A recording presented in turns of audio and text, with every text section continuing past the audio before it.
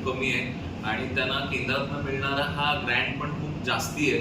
त्या तुलनेत मुंबई महानगरपालिका ही लँड एरियामध्ये मोठ्या आहे, लोकसंख्येच्या आधारे मोठी आहे आणि आज प्रत्येक लोकल लेवलला आपण ती उपाययोजना केली आहे. ग्रँट्स आपल्याला तसे केंद्रातून मिळत नाही मुंबई महानगरपालिकेला. आपण आपल्या बजेटवरती आपण पूर्ण यंत्रणा हलवतो.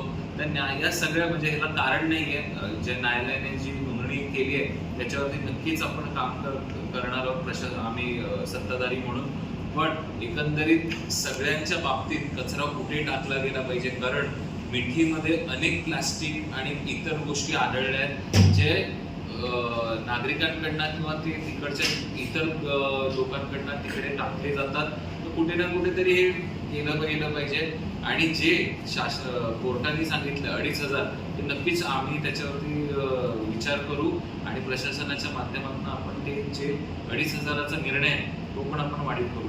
चेंबूरमध्ये जी दुर्घटना घडली होती, झाड पडून मुलाचा मृत्यू झाला होता, अहवाल आल्यानंतर सर्वच सत्ताधारी पक्षांचा आणि विरोधकांचा देखील म्हणणं आहे की अहवाल मान्य नाही. यावरती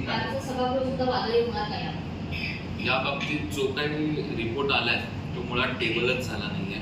आज तो कॉन्फिडेन्शियल म्हणून प्रशासनात सादर झालाय, पण त्याच्यावरती कोणाची अजून लिगल ओपिनियन अजून आलं नाहीये, प्रतिक्रिया आली नाहीये.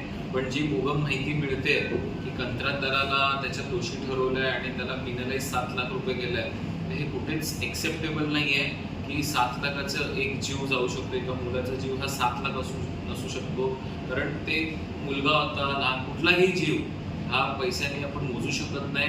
आणि कुठे ना कुठेतरी याच्यात 100% प्रशासनाची निष्काळजीपणा होता आणि लगेच त्वरित हा रिपोर्ट सादर करणं हे तितकं चुकीचं आहे की तुम्हाला डेप्थमध्ये याची इन्क्वायरी झाली आहे की नाही मुळात ही आधी चौकशी झाली पाहिजे आणि त्याच्यानंतर त्या तिकडच्या अधिकाऱ्यांची चौकशी लावून त्याच्याबद्दल जी काही माहिती संकलित केली आहे ही त्या रिपोर्टमध्ये आली पाहिजे.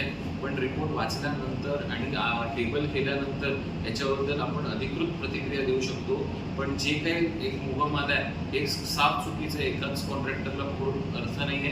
कुठे ना कुठे याच्यात प्रशासनाची चुकी आहे.